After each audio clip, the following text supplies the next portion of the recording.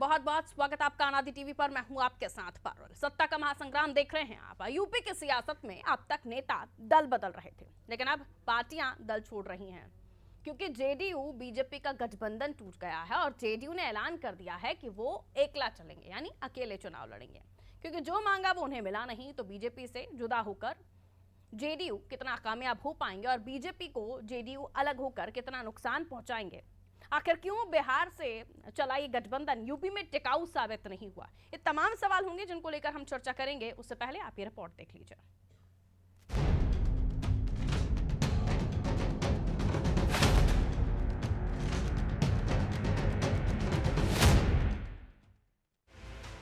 यूं तो बीजेपी और जेडीयू का साथ पुराना है। बिहार में गठबंधन की सरकार चलाने के साथ ही इस बार भी यूपी में बीजेपी के साथ जेडीयू गठबंधन में चुनाव लड़ने वाले थे, लेकिन अब इन खबरों पर विराम लगता हुआ नजर आ रहा है। यूपी में दलों को जोड़ने का दंगल जारी है। सपा और बीजेपी दोनों ही अन्य दलों को जोड़कर अपनी पार्टियों को बड़े दल के रूप में प्रचारित कर रहे थे। दल तो जुड़ते गए, लेकिन चुनावी समय में अब पार्टियों के लिए परेशानी साबित हो रहे हैं। एक तरफ सपा ने तमाम क्षेत्रीय दलों को जोड़ा और जब बात टिकट हिस्सेदारी पर आई तो अपनों ने साथ छोड़ दिया। पहले मुलायम सिंह यादव की छोटी बहू अपर्णा ने सपा छोड़ी और फिर अखिलेश के मौसा प्रमोद गुप्ता ने भी सपा छोड़ बीजेपी का दामन थाम लिया। इससे पहले बीजेपी में बड़ी टूट हो चुकी है, लेकिन अब बीजेपी की मुसीबतें और बढ़ सकती हैं। बीजेपी के साथ अपना दल निषाद पार्टी और साथ में जेडीयू भी चुनाव लड़ने वाले थे, लेकिन जेडीयू के प्रधान महासचिव केसी त्यागी ने कहा कि यूपी में जेडीयू अकेले चुनाव लड़ने वाले हैं। उन्होंने कहा कि यूपी में अब तक उनकी पार्टी से चुनाव लड़ने के लिए 52 लोगों ने आवेदन कर दिया है। केसी त्यागी ने बताया कि फैसला उन्होंने मजबूरी में लिया है। हमने नाराज नहीं बल्कि निराश होकर अलग चुनाव लड़ने का निर्णय लिया है। यूपी ही नहीं बल्कि बिहार में भी यूपी के घटक दलों के रूप में बीजेपी के मजबूत दल के रूप में जेडीयू ने बीजेपी का साथ दिया, लेकिन इस बार यूपी चुनाव में बात नहीं बनी और जेडीयू ने अलग चुनाव लड़ने का ऐलान कर दिया। खबरें थी कि जेडीयू ने 51 सीटें मांगी हैं, जबकि बीजेपी 14 सीटें देना चाहती है।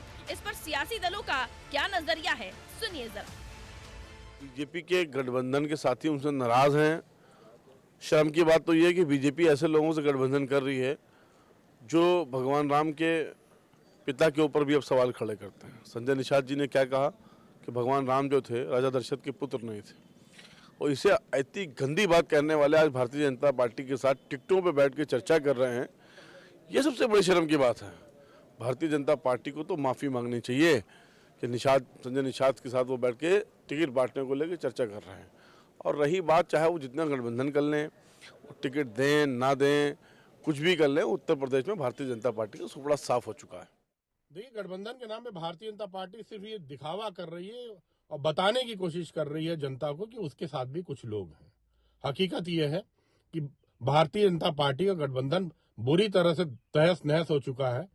संजय निषाद साहब अपनी निषाद बिरादरी को, निषाद भाइयों को ना सम्मान दिला पाए, ना हक दिला पाए, ना रिजर्वेशन दिला पाए। रिजर्वेशन के नाम पे उन्होंने लखनऊ में रैली तो की, लेकिन उस रैली में कोई घोषणा नहीं हो पाई और निषाद भाई जो हमारे थे मायूस लौट गए। आज जितने भी उत्तर प्रदेश के लोग हैं, चाहे ओबीसी हों, दलित हों, अल्पसंख्यक हों या अगड़े हों, सब भारतीय जनता पार्टी से त्रस्त हैं। 10 मार्च 2022 को भारतीय जनता पार्टी का जाना तय है और समाजवादी पार्टी पूर्ण बहुमत से सरकार बनाने जा रही है। जो निषाद पार्टी और ये सब जो अति पिछड़ा वर्ग है, ये सब एकत्रित होके और मोदी की नीतियों को ध्यान में रखते हुए आप समझिए उत्तर प्रदेश में 300 ज्यादा सीटें ये मोर्चा ला रहा है। यूपी के चुनाव में जेडीयू बिहार फॉर्मूले पर काम करना चाहती है। केसी त्यागी ने कहा, जिस तरह बिहार में 2 उप मुख्यमंत्री पिछड़े वर्ग से दिए गए हैं, उसी तरह यूपी में पिछड़ों को प्रतिनिधित्व देने के लिए उनकी पार्टी प्रतिबद्ध है। जेडीयू यहां जनता से जुड़े मुद्दों को लेकर चुनाव में उतरेगा। जेडीयू का अलग थलग चुनाव लड़ना दोनों ही पार्टियों को नुकसान पहुंचाएगा और सबसे ज्यादा बीजेपी को, क्योंकि बीजेपी के पिछड़े और दलित चेहरे पहले ही पार्टी छोड़ चुके हैं और अब जेडीयू का पिछड़ों और दलितों को लेकर दाव बीजेपी के वोट पर बड़ा असर डालेगा। अब देखना ये होगा कि चुनावी समय में मिल रहे इन सरप्राइज के लिए दलों को भनक थी भी या नहीं, और अब इसकी काट क्या होगी। ब्यूरो रिपोर्ट, अनादि टीवी।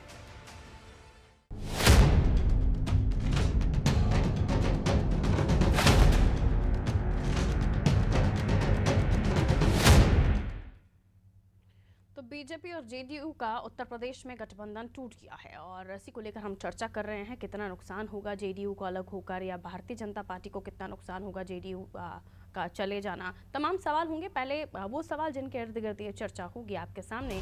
बिन बीजेपी जेडीयू क्या कमाल कर पाएगी उत्तर प्रदेश में? जेडीयू के जाने से बीजेपी को नुकसान क्या है? दलित वोट बैंक में जेडीयू क्या सेंधमारी कर पाएगा, जो दोनों ही दलों के लिए नुकसानदायक होगा? अगड़ा बनाम पिछड़ों में उत्तर प्रदेश का चुनाव बढ़ता हुआ दिखाई दे रहा है। मेहमान जिनसे हम चर्चा करने वाले हैं उनसे भी मुलाकात कर लीजिए।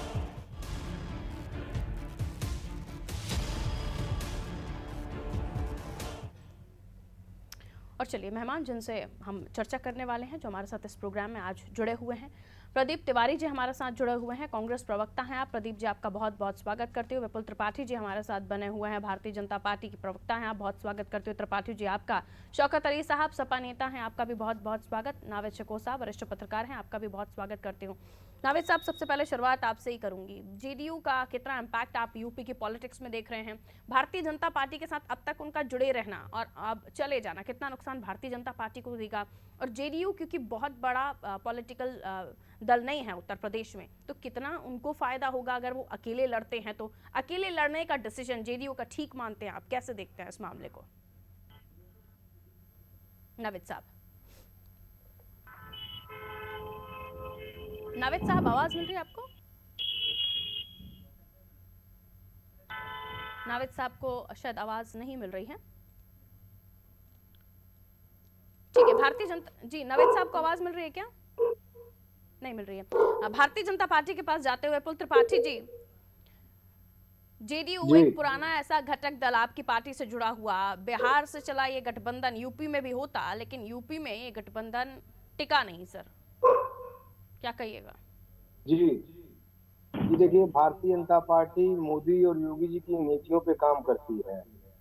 गठबंधन अगर जेडीयू से हमारा न किसी कारणवश नहीं बन पाया तो केवल, जैसे हम बार बार कहते हैं कि भाजपा राष्ट्रवादी विचारधारा को लेकर चलने वाली पार्टी है, भाजपा राष्ट्र हित की बात करती है।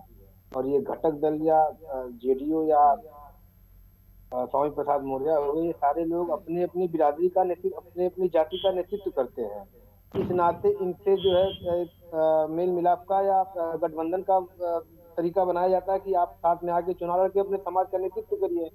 लेकिन जब ये लोग 5 सालों में जो है केवल अपना और अपने परिवार की चिंता करते हैं, समाज की कोई चिंता नहीं करते हैं, जब चुनाव आता है तो ये लोग समाज के बीच में जो जाकर के भ्रम फैलाते हैं कि पार्टी में हमारी नहीं सुनी गई, हमने आपके लिए कुछ नहीं कर पाया। तो जबकि 5 साल तक ये राष्ट्र हितैषी लोग नहीं हैं, जो राष्ट्र हित की बात नहीं करते हैं, इन ऐसे लोगों को आप लोग बिहार में अब तक जोड़कर बैठे हुए थे। अब यूपी में आपको लगा कि ये राष्ट्र हितैषी लोग नहीं है, तो आपको इनसे गठबंधन नहीं करना है। हाँ? मैं मेरे कहने का तात्पर्य ये नहीं, मैं ये कह रहा हूँ कि जब जो राष्ट्र की विचारधारा को लेकर के हमारे साथ चलेगा उससे हमारा गठबंधन होगा। मगर जो वही तो ना, ये विचारधारा, ये राष्ट्र, जो बड़े बड़े मोटे मोटे शब्दों का आप उपयोग कर रहे हैं ना, ये बिहार की राजनीति में आपको नहीं याद आए थे। अभी उत्तर प्रदेश की राजनीति में क्योंकि टिकट का फंडा उलझ गया तो यहाँ आपको सब याद आ रहा है सर, नहीं तो वहां तो आपने नीतीश जी को मुख्यमंत्री बना रखा था। नहीं, हमने तो उनसे तोड़ा नहीं है, वो साथ छोड़ के जा रहे हैं। और आपने देखा है कि साथ छोड़ के, भाजपा का साथ छोड़ के जाने वालों का हश्र क्या होता है। आने वाले 10 तारीख को इन जो भी लोग दल छोड़ के गए हैं उनका हश्र आप देखेंगे। मैं चाहूंगा कि आपके चैनल के माध्यम से फिर 10 तारीख के बाद भी एक डिबेट हो, तो हम लोग पूछेंगे ऐसे लोगों से जो दल छोड़ के आज जा रहे हैं। लेकिन वो तो कहते हैं कि साहब जो आपने वादा किया था वो निभाया नहीं। जितनी सीटों को लेकर आप लोग क्लेम करते थे अब तक पार्टियों को जोड़ने के बाद, उनसे अब आप किनारा कर रहे हैं।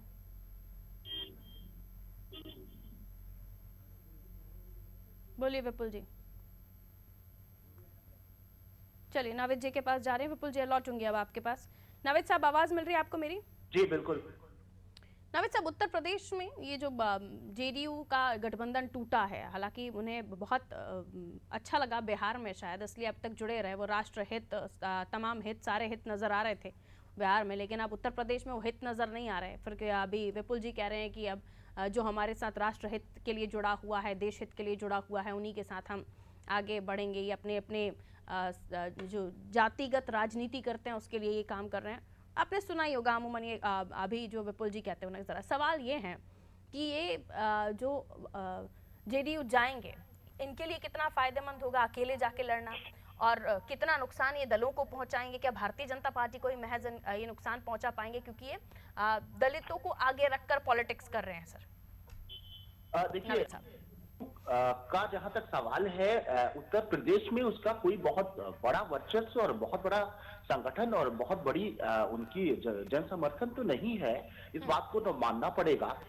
और जहां तक अच्छी खासी अगर वो सीटें मांगते हैं भारतीय जनता पार्टी से उत्तर प्रदेश में, तो इतनी सीटें, इतनी ज्यादा सीट देना भाजपा के लिए, जब भाजपा पहले से कुछ साथियों के साथ जुड़ी हुई है और सीटों को लेकर, टिकट को लेकर मारामारी हो रही है, भाजपा में भी सपा में भी, जो लड़ाई में है, जो मुकाबले में है उत्तर प्रदेश जैसे राज्य में, चाहे वो सपा हो चाहे वहां पर एक एक टिकट को लेकर मारामारी हो रही है, बगावत हो रही है, संभाल पाना अपने लोगों को बहुत मुश्किल है। और मजबूरी यह है कि कोई भी इतना सक्षम नहीं है, चाहे वो सपा हो चाहे वो भाजपा जैसी बहुत ही शक्तिशाली पार्टी हो, कि अकेले दम पर लड़ने की उनके अंदर हैसियत नहीं।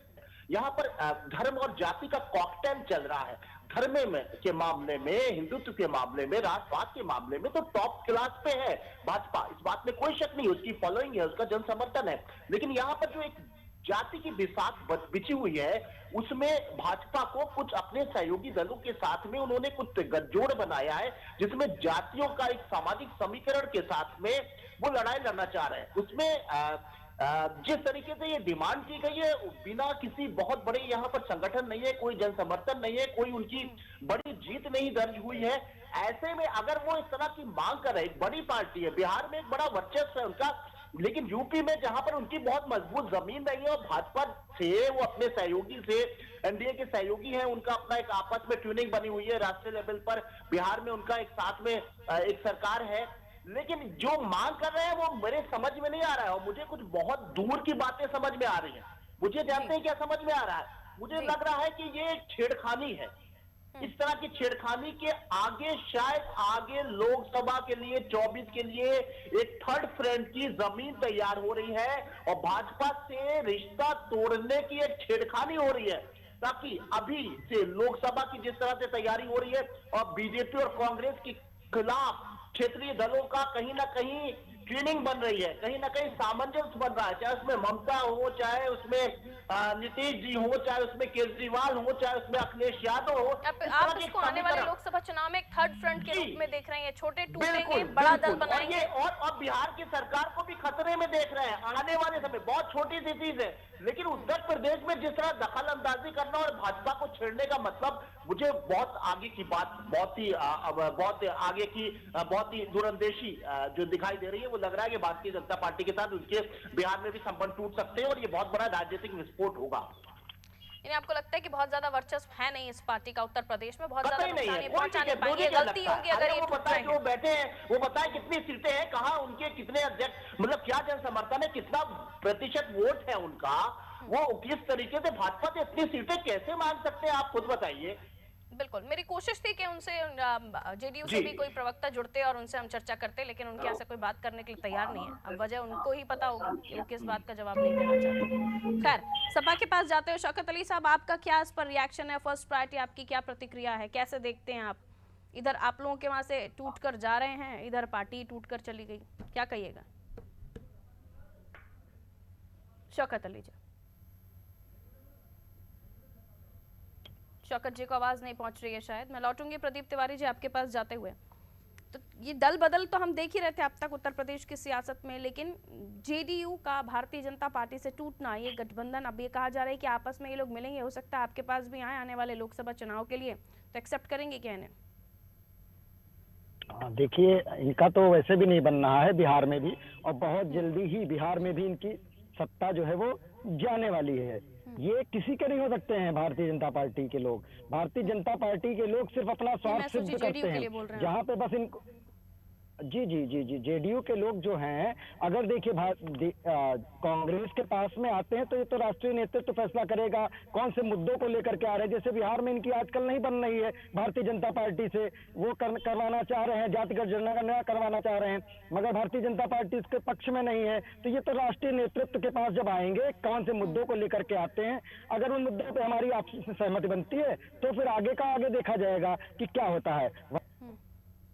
वर्तमान में कोई ऐसी परिस्थितियां है नहीं अभी कि हमारे पास में ये आ रहे हों और हम उस पर विचार करें। बात करना चाहें अगर हम आज की डेट में कि क्या मुद्दे हैं इस चुनाव के लिए, तो ये जाति, कौन सी पार्टी से कौन आया, कौन सी पार्टी कहां से टूट के जा रही है, उससे किस पार्टी को फायदा हो रहा है, उससे ज्यादा जरूरी वर्तमान में तो ये है कि जनता को किस चीज से फायदा होगा। जनता के मुद्दे कहाँ गायब हैं? आज के वर्तमान परिदृश्य में जो आप देखते हैं, तो जो भारतीय जनता पार्टी पिछले 5 वर्षों से सरकार में रही है, उसके पास बताने के लिए कुछ नहीं है कि उन्होंने जनता के लिए क्या किया है। इनके पास कोई मुद्दा नहीं है आज लेकर के। जब देखिए तो जाति और ये हिंदू मुस्लिम इन्हीं मुद्दों को लेकर के आ जाते हैं। देखते हैं कि बेरोजगारों पर लाठियां चलाई जाती हैं जब वो अपनी नौकरी की मांग करते हैं, वो चाहे आंगनबाड़ी कार्यकर्त्री हो, चाहे वो आशा बहुएं हो, इनके द्वारा सबका उत्पीड़न किया जाता है। आज की डेट में एक पोस्टर लेकर के आए हैं सुरक्षा चक्र के नाम से। आपके उत्पीड़न तो हो ही नहीं रहा था, लेकिन यहाँ तो चलिए वो उनको टिकट का प्रॉब्लम था इसलिए यहाँ तो आपकी पोस्टर गली आपको छोड़कर चले गए। आज वो किस तरह के कमेंट कर रही है प्रेस कॉन्फ्रेंस के माध्यम से, उस पर भी जरा थोड़ा सा अपनी टिप्पणी कीजिए। अगर किसी को टिकट नहीं मिल रहा है और वो कोई आरोप लगा देता है तो कांग्रेस का चरित्र ऐसा नहीं रहा है। कांग्रेस की विचारधारा ऐसी नहीं रही है कि पैसे लेकर के टिकट देने की विचारधारा रही हो, वो कांग्रेस की विचारधारा नहीं है। कांग्रेस आज मजलूमों के साथ में है, असहाय लोगों के साथ में है। तो यही कह रही है कि आपके यहाँ पैसे लेकर टिकट देने की बात हो रही थी, मैंने पैसे नहीं दिए, मुझे टिकट नहीं मिला, तो उस पर भी विपक्ष को आपत्ति होती है कि ऐसी महिला को क्यों टिकट दे दिया गया। अदिति जी जो विधायक हैं कांग्रेस की यूपी में, उनके जाने पर उनको भी टिकट नहीं मिला। देखिए अगर वो हमारी विचारधारा से उनको लग रहा है कि वो भाजपा के सुरक्षा चक्र में जाकर के ज्यादा अपने को अच्छा सुरक्षित महसूस कर रही हैं, उन आपको ऐसे विधायकों के बीच में जो बलात्कार के आरोपी होते हैं उनके बीच में उनको सुरक्षा ज्यादा लग रही है, वो जाकर के चिन्मयानंद जी के पास में जाकर के अगर उनको सुरक्षा ज्यादा महसूस होती है तो सुरक्षा चक्र में जाकर के उनको अगर अच्छा लग रहा है, उनको लग रहा है कि वो भाजपा के साथ में सब सुरक्षित है, तो वहां गई है। ये उनकी विचारधारा है कि वो जाकर के आज वहां पे अपने को सुरक्षित महसूस कर रही है। आपके यहाँ क्यों नहीं सुरक्षित महसूस कर पाए? 2 बड़ी महिला नेत्री आपके यहाँ, एक तो पोस्टर गर्ल, दूसरी आपकी विधायक, ऐसा क्या हो गया जो आपके यहाँ सुरक्षा का कोई भाव नहीं मिला? पोस्टर गर्ल जो आप जिनकी बात कर रही हैं, प्रियंका मौर्य जी की बात कर रही हैं, उन्होंने जो आरोप लगाया वो बिल्कुल निराधार है। मैंने पहले ही बताया, वो उन्होंने समाज में, प्रियंका जी को ये पता चला था कि उन्होंने समाज में कुछ कार्य किए हैं, तो उसके लिए उनसे संपर्क किया गया। संपर्क करने के बाद वो हमारी पोस्टर गर्ल बनी, पोस्टर गर्ल करके उनको सम्मान दिया गया। मगर जो रूट लेवल का कार्य करता है, जो हमारे बूथ पे काम करता है, समाज के लिए काम किया तभी तो पोस्टर में आपने उनको चस्पा किया ना। समाज के लिए उन्होंने काम किया तभी पोस्टर पे आपने उनको चस्पा किया। काम किया ना समाज के लिए, तभी आपने उनको पोस्टर पे जगह दी ना, और फिर आपने उनको चलता कर दिया। पूरी बात कंप्लीट होने, चलता नहीं किया हमने चलता नहीं किया, मगर पोस्टर गर्ल बनने के बाद उनको ये एक बात बताइए प्रदीप तिवारी, एक सेकंड हमको विधायक बनना है। रुकिए लॉजिकली थोड़ा सा बात कर लेते हैं। अभी आपने जो कमेंट किया उसी पर ही मैं आपसे सवाल करूंगी। सुनिए, बूथ लेवल का कार्यकर्ता भी इम्पोर्टेंट है, ग्राउंड लेवल रूट लेवल अभी हो जाएगा सर। आप मुझे ये बताइए, महिलाओं की बात कर रहे हैं आप लोग, है ना, लड़की हूँ, लड़ सकती हूँ, उन्होंने कहा मैं लड़ सकती थी, मैं लड़ना चाहती थी, मुझे लड़ने नहीं दिया जा रहा है ना। वो आप कह रहे हैं कि उनके कुछ काम देखे थे प्रियंका जी ने, इसलिए उन्हें पोस्टर पर जगह दी गई। अब काम कर रही थी वो, तो उन्हें टिकट देना चाहिए था, नहीं देना चाहिए था? काम कर रही थी ना वो, यही तो आपने बताया। और वो बता रही थी मुझे लड़ने नहीं दिया जा रहा था, वो तो खुद ही बोल रही थी कि वो लड़ना चाहती थी, तो कौन सा आप उन्हें लड़ा रहे थे? तो ये वजह क्या रही? जब काम भी कर रहे थे इसलिए हमने पोस्टर गर्ल बना दिया और इसलिए हमने उनको टिकट भी नहीं दिया। लॉजिक दीजिए ना। मैं वही बता रहा हूँ, लॉजिक तो सुनिए, आप सुनिए तो पूरा हमारा जवाब तो सुनने की करिए, प्रयास करिए। मैं यही कह रहा हूँ कि उनको जब जोड़ा गया उससे पूर्व में उनकी रिपोर्ट ये थी कि वो समाज में काम कर रही हैं। उनको पोस्टर गर्ल बना करके आदरणीय प्रियंका गांधी जी ने सम्मान दिया, ये भी था कि उनको चुनाव लड़वाया जाएगा। मगर उससे पूर्व उससे पूर्व ही जब चुनाव का टिकट फाइनल होता है उससे पूर्व वो क्या कर रही हैं, वो उनके अंदर इतना अहंकार आ गया कि वो जो कार्यकर्ता है बूथ लेवल का उसको साथ में लेके नहीं चलेंगी, उससे मिलना नहीं चाह रही हैं। जब ऐसी रिपोर्ट आती है हमारे पास में तो उस पर कार्रवाई ये होती है कि हाँ अगर बूथ लेवल का कार्यकर्ता जिसको वोट डलवाना है, जिस अगर महिला वही को आप निराश हो चूज ही जाएगा इसलिए अपने करते हैं कि वो प्रत्याशी से, समाज हित में काम कर रही है, समाज जनों के साथ बीच में रहकर काम कर रही है, और उसमें अहंकार इसलिए आ गया क्योंकि आप लोगों ने टिकट ही नहीं दिया, उन्हें कुछ ऐसा बड़ा ओहदा ही नहीं मिल रहा था, इसलिए उनमें अहंकार आ गया और आप लोग वो छोड़कर चली गई आपका दल।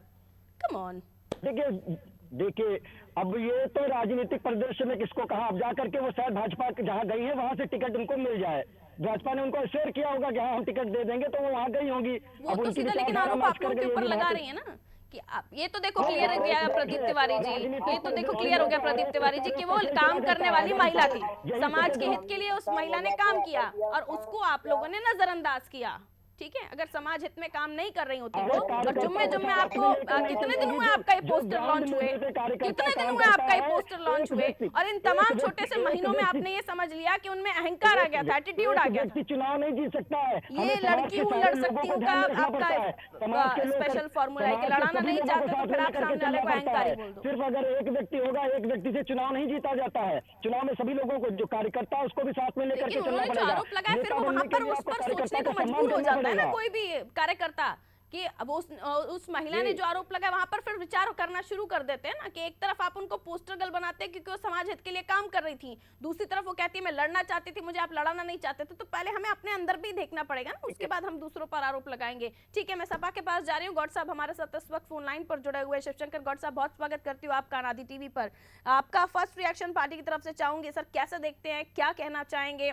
जेडीयू और बीजेपी का गठबंधन फिलहाल यूपी में तो होता हुआ नजर नहीं आ रहा है, और आगे आने वाले समय में नावेद साहब बता रहे हैं कि भविष्य कुछ और हम देख रहे हैं कि तमाम छोटे दल जुड़ेंगे, और हो सकता है आपके साथ जुड़कर थर्ड फ्रंट बनाए, हो सकता है कांग्रेस के साथ जुड़कर थर्ड फ्रंट बनाए, हो सकता है आप सभी लोग जुड़ जाए, क्या कहिएगा? देखिए, हम लोग पूरी तरीके से जा रहे हैं कि भारतीय जनता पार्टी का उत्तर प्रदेश से पहले सफाया हो और उसके बाद दिल्ली की सल्तनत से इनको हटाया जाए। जिस प्रकार से भारतीय जनता पार्टी शोषित वंचित समाज के साथ अन्याय कर रही है, और वो सम्मान कहाँ दे पाएगी, वो सम्मान नहीं देती है। जिन दलों को भारतीय जनता पार्टी ने मिलाया उन दलों को खत्म करने का प्रयास, खत्म कर चाह कि उनको कैसे समाप्त किया जाए, उनके नेताओं को कैसे तोड़ दिया जाए। तो एक नए मुझे लगता है कि सारे राजनीतिक दलों को देखना चाहिए कि नए स्तर से भारतीय जनता पार्टी से लड़ने के लिए सबको साथ आना चाहिए, क्योंकि भारतीय जनता पार्टी इस देश के संविधान को बदलना चाहती है। भारतीय जनता पार्टी नौजवानों के खिलाफ काम करती है, महिलाओं के खिलाफ काम करती है। आप तो सभी को जोड़ रहे हैं, अभी जेडीयू आते हैं तो क्या जुड़ेंगे क्या आपके साथ? आप लोग उनको अपने साथ लेंगे क्या? देखिए, हम लोग बड़े परिवर्तन की ओर अग्रसर है। परिवर्तन जहां छात्रों नौजवानों के लिए लड़ाई लड़ी जा सके, जहां महिलाओं को सम्मान दी जा सके, अगर ये लोग आते हैं तो आदरणीय राष्ट्रीय अध्यक्ष जी के वहाँ दरवाजा खुला हुआ है। समाजवादी पार्टी इस महापरिवर्तन, इसीलिए मैंने आपसे पूछा कि 50 टिकट भी मांग रहे हैं, इसीलिए इनकी बात नहीं बनी। हम खुद बता रहे हैं कि उन्होंने जो मांगा उन्हें मिला नहीं। देखिए, अपनी स्थिति देखनी चाहिए सबको, स्थिति क्या है, स्थिति क्या है, उस आधार पे इन लोगों को बात करनी चाहिए उस पर। ठीक है, मतलब बाकी अगर ये परिवर्तन में साथ है तो आवे, स्वागत है।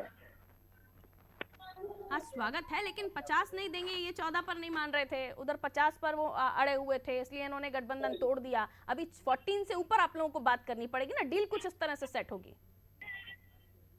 भारतीय जनता पार्टी को हटाना है तो बिना शर्त इनको आना चाहिए और आके इस महापरिवर्तन। अच्छा, बिना शर्त आना चाहिए, मैंने सोचा आप बोल रहे हैं कि टिकट दे देंगे। जैसे ये समझिए, ये महापरिवर्तन है, लोकतंत्र का महापरिवर्तन। भारतीय जनता पार्टी ने संविधान नुकसान किसी का किया है तो युवाओं, नौजवानों, महिलाओं, किसानों का किया है। इनका गृह मंत्री किसानों के ऊपर गाड़ी चढ़वा देता है, इनके विधायक बलात्कार करते हैं, इनके विधायक सांसद किस घटना में पाए जाते हैं। इसलिए आना चाहेंगे कि अगर आप उन्हें 14 से ज्यादा टिकट देते हैं तो वो आपके साथ आ जाएंगे, वरना 50 तो वो मन बनाकर बैठे हुए हैं कि भारतीय जनता पार्टी से हमने 50 मांगे हैं। तो आप लोग कुछ ऊपर नीचे करेंगे क्या नंबर? कोई ऊपर नीचे नहीं है। आदरणीय राष्ट्रीय अध्यक्ष जी ने हमारे स्पष्ट रूप से कहा है कि ये सामाजिक न्याय की लड़ाई लड़ रहे हैं। हम लोग डॉक्टर अम्बेडकर के संविधान को बचाने की लड़ाई लड़ रहे हैं। ये लोग देश के संविधान को बदलना चाहते हैं। बात यहाँ सरकार बनाने की नहीं है, बात यहाँ उत्तर प्रदेश को बचाने और देश को बचाने को लेकर है। आज देखिए देश में क्या हो रहा है, आज बेरोजगारी चरम सीमा पे, महंगाई चरम सीमा पे है। आज कड़ुआ का तेल 200 के पार है, पेट्रोल पार है, ये महंगाई चरम सीमा पर है, उससे जेडीयू का क्या लेना देना सर? राजनीतिक पार्टियां हैं, इनको जो राजनीतिक पार्टी इनको फायदा देगी वहाँ चल देंगे। इधर ये मतलब ऐसे आप लोग हर टॉपिक को ना ऐसा बना देते हैं, मिक्सअप खिचड़ी। ऐसा मत कीजिए।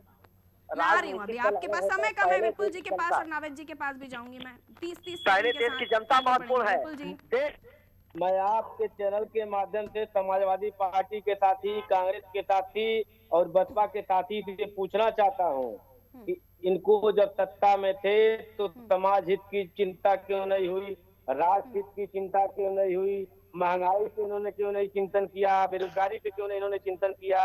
2017 में आपने देखा कि किस तरह से देश की सत्ता को और प्रदेश की सत्ता को हटाने के लिए चिंतन नहीं किया तो उनको फिर जो जनता है उन्होंने नहीं चुना ना सर, चुना आपको, इसलिए सवाल आपसे होगा। उन्होंने 17 में 19 में त्रिकोणी बुआ बबुआ और दीदी का गठबंधन किया, मगर जनता ने एक सिरे से खारिज कर दिया और इनके मुंह पे काली पोत करके फिर भेज दिया।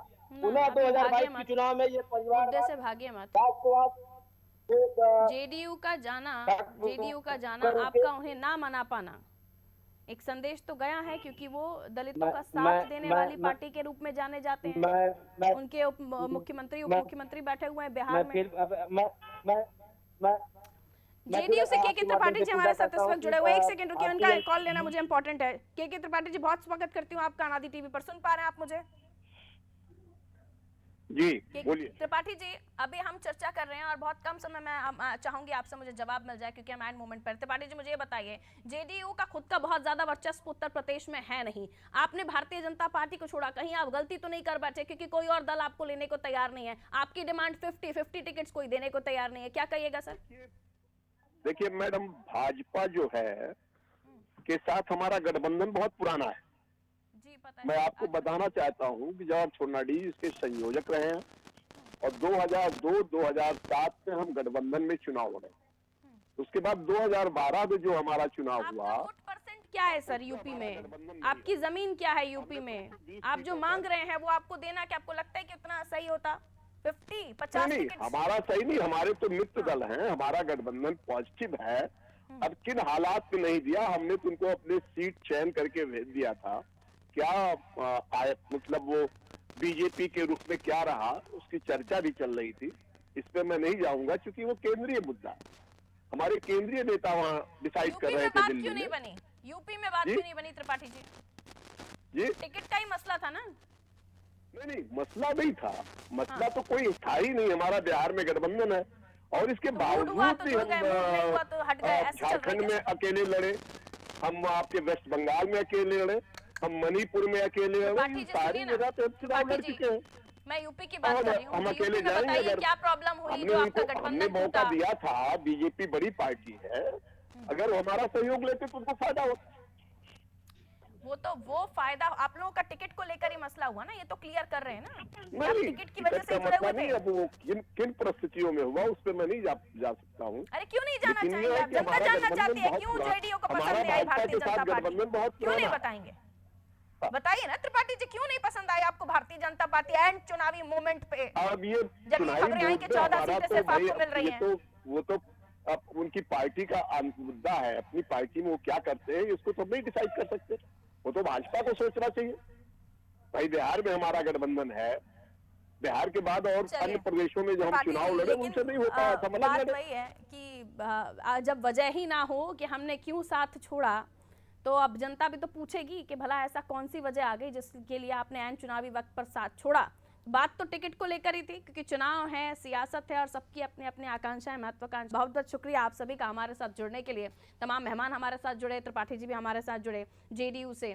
मसला वही कि बीजेपी जेडीयू का टूटा गठबंधन किसको नुकसान, किसको फायदा? कहीं जेडीयू गलती तो नहीं कर बैठे, क्योंकि बहुत ज्यादा वोट परसेंटेज है नहीं उनका, जमीन उतनी बड़ी है नहीं उत्तर प्रदेश में। तो भला आने वाले समय में कैसे लड़ेंगे या फिर किसी और दल में जाएंगे? फिलहाल मुझे दीजिए इजाजत, देखते रहिए अनादि टीवी। नमस्कार।